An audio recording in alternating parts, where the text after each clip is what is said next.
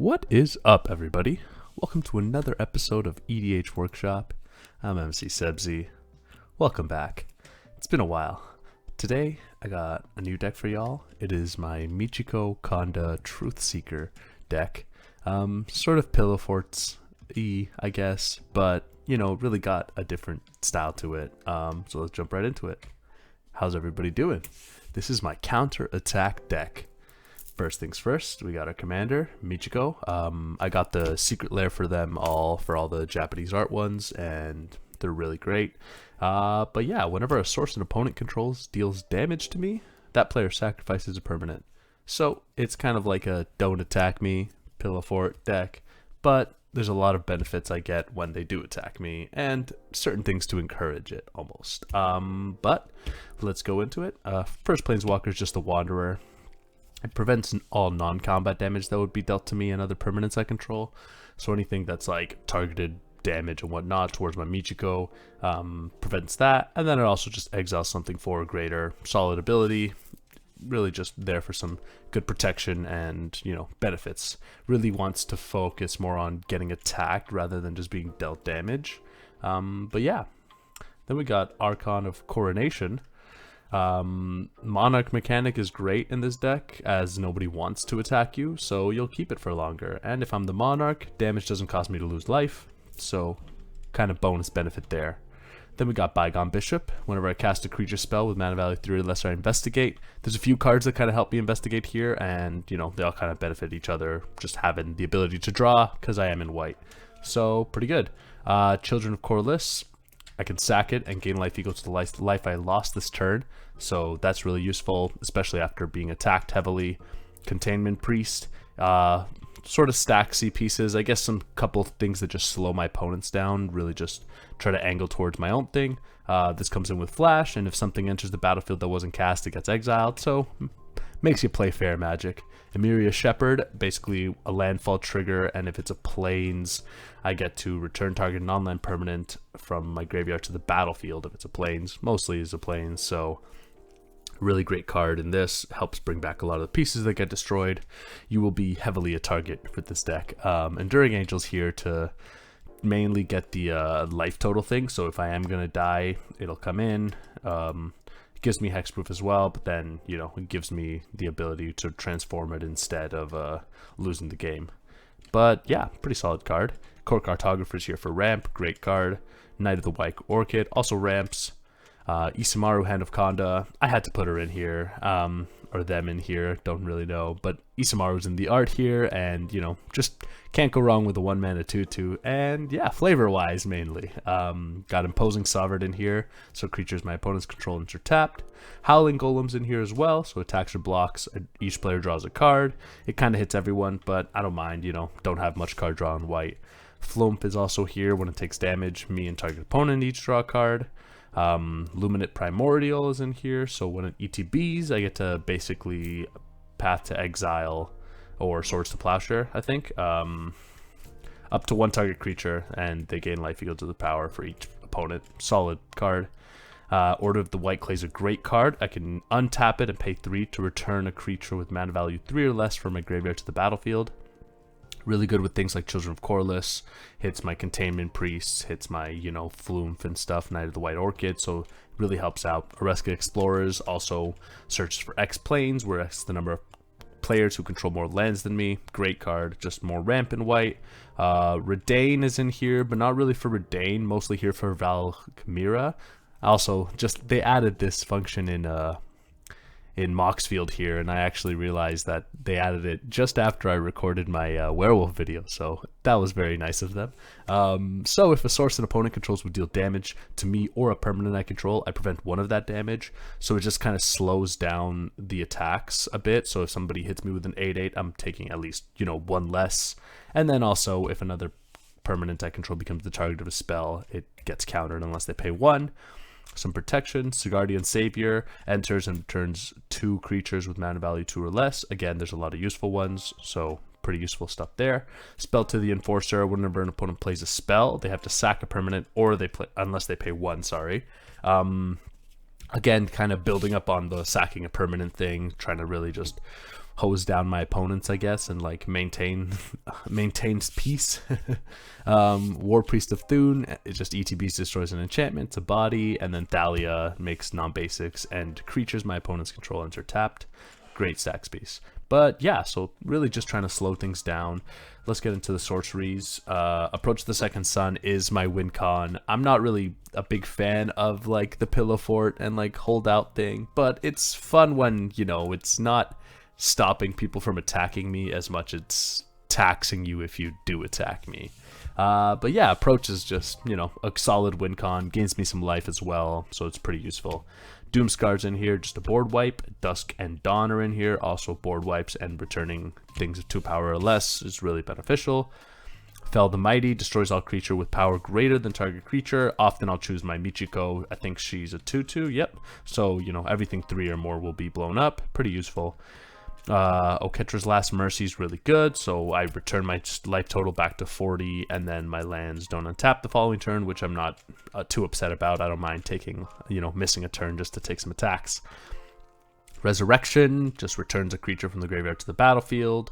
Reverse the Sands, redistributes life totals. This is really good once we get to the later part in the game where I am still being attacked, even though, you know, the downsides to it. This helps me out when my life total just takes a beating. Sunset Revelry helps me catch up because I am in white, so gain a little life, create some creatures, draw a card. On to instants, we have a lot of protection, so Adamant Will gives something +2 indestructible, Blacksmith Skill also gives something indestructible and hexproof, Brave the Elements gains something protection of a color, God's Willing also gives a protection from a color, so a lot of cards to just really like keep our Michiko alive. We really want to do that. Beacon of Immortality doubles our health, so we're going to need it, being attacked a bunch. Blood of the Martyr is a great card in this, so until end of turn I can redirect to myself all damage dealt to any number of targets, any number of creatures, sorry, and the source doesn't change, so it's still an opponent's source dealing damage to me. So if somebody swings out at an opponent, at another one of my opponents for 6 creatures, let's say, that's 6 permanents they'll have to sacrifice if I play this in response. Solid card. Brought backs in here just to bring things back. Pretty self-explanatory. Second Sunrise. Each player returns all creatures, enchantments, artifacts, and lands that were put into the graveyard from this turn. So if I do get board wiped, kind of helps everybody out. But, you know, if it's a one-sided board wipe, pretty beneficial for, you know, that player to not get that ahead. And also, you know, benefits me because I do want my stuff sticking around. Reciprocate. I can exile a target creature that dealt damage to me this turn, so after they hit me, if they sacrifice something useless, I can still hit something pretty important. The creature that hit me. We got Path to Exile here, just solid removal. Disenchant, destroys artifact or enchantment. Domestify just destroys an enchantment. Civi's Valor is a good card. It basically all damage that would be dealt to target creature is dealt to me instead, so it redirects damage again. But I can actually tap a white creature instead of paying its mana cost if I control planes, which I often will. Source the Plowshare is also in here, and Valor's Stance gives something indestructible or destroys a creature with toughness 4 or greater. Awesome card.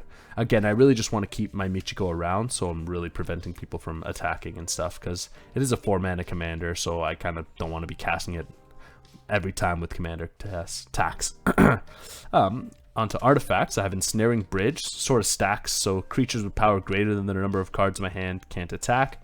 In a white deck, I'm not drawing a lot, so this kind of helps it out. Farsight Mask, when a source an opponent controls deals damage to me, I can draw a card if it's untapped, so helps out in that too. Now they sack a permanent and I draw a card. Jade Monolith is an artifact version of Blood of the Martyr, so I can pay 1 and take any damage done to any creature on myself.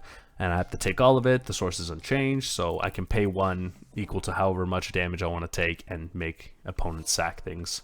Marble Diamonds here for ramp. Orbs of Warding prevents 1 damage if a creature would deal damage to me. Again, this stacks with the other ones, so they all kind of like, you know, I'm taking 2 less damage or 3 less damage, and so it kind of helps me out in the long run. Also gives me hexproof, so it's beneficial that way.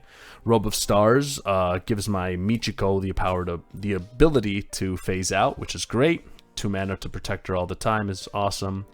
Wedding Ring enters the battlefield, give an opponent a copy, and then whenever one of us draws a card, the other one draws a card. and same thing with life. So, you know, kind of helps one person out, but also, you know, keeps me alive and makes me benefit off their stuff.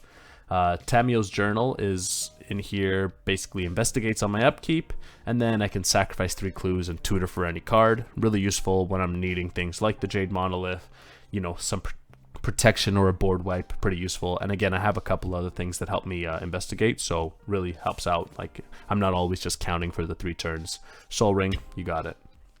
Enchantments, Axis of Mortality. So again, taking a lot of damage. At the beginning of my upkeep, I can have 2 players exchange life totals. Great card. Consulate Crackdown also enters the battlefield, exiles all artifacts of my opponent's control until it leaves. So kind of a Vandal Blast for 5 in a sense, but yeah, lets me basically, you know, shut down the artifact stuff if there's too much problems that way. Court of Grace, again, gives me the Monarch, and then gives me 4/4 Angels if I'm the Monarch. Again, harder to lose the Monarch because people don't want to attack me. Duelist Heritage. This is an awesome card. Never really thought of much use. I'm like, yeah, I can give things double strike, but often found the card in decks that already gave double strike. But in this deck, it's great because I realized this says when 1 or more creatures attack, I may have target attacking creature gain double strike. It does not specify my attacking creatures, so I'm able to actually give my opponent's creatures double strike, especially when they attack me. Therefore, they have to sacrifice 2 permanents every time they attack me. Pretty useful card. Ghostly Prison slows the attacks now too, so, you know, if you do want to attack me, you have to pay 2, and then, you know, if you do pay 2, you're going to have to pay another price, you know. Also, when my Michiko's not out, I don't want to be attacked as often, right, because that's obviously, you know, the open window to get me. Hyena Umbra's in here just to give my Michiko Totem Armor, +1 in Burst Strike, so it can kind of survive a little better, and gives it that slight indestructibility. Thorough Investigations. When I attack, I investigate, and when I sack a clue, I venture into a dungeon. The dungeon's just, you know, mild advantage, but great card. When I attack, I investigate, so, you know, every once in a while I am attacking with a weenie or 2, but gives me that investigate token. Search the Premises. Whenever I'm attacked, I investigate, so a bit better than through Thorough Investigation, but I guess they both benefit me, giving me those clues for Tamio's Journal, so, you know, I'll get, again, benefit from my opponent attacking.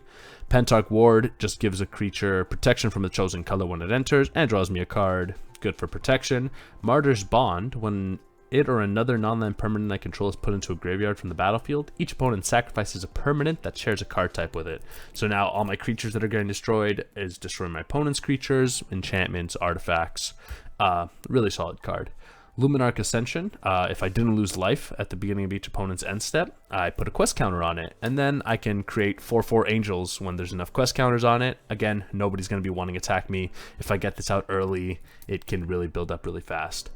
Light Minefield's a new card I added. Whenever 1 or more creatures attack, it deals damage to each of those creatures equal to the number of attacking creatures. So if somebody does swing out at me for lethal, because again, dealing damage to me doesn't necessarily do anything if you can kill me immediately, so this is useful, you know, to stop a big board from hitting me. Then we're on to lands. Axis Tunnel to give something unblockable, Mistveil Plains to just, you know, put something from my graveyard on the bottom of my library, Plains, once included step for a cycle if need the card draw. But that's basically the deck. Yeah, really fun deck. Very Staxy. It was Staxy Herb prior. I took out a couple of the cards that like were really Staxy, because I don't want to stop my opponents from playing as much as I want them to, you know, lose benefit from attacking me and doing stuff that they should be doing, you know? Just trying to keep the peace out here, really. That's what this deck's about. But that's my Michiko Konda deck. One of my first mono white decks that I never thought I'd build. Used to just be mono white good stuff, but like I've really changed it into, you know, this very specific kind of strategy, and really loving it. There's the mana curves. There's the number of whatevers. Here's some hands. You know the deal. If you want to come check it out, it's on Moxfield. But yeah, I've been MC Sebzy. You can find me at MC_Sebzy on Moxfield. If you enjoy the content, make sure to like and subscribe. And that was my counterattack deck. Yeah, like, hope you guys enjoyed, and I'll catch you on the next one. And let me know in the comments if you enjoy this stuff, or if there's any deck concepts or commanders you want me to build around. But yeah, take it easy, everybody.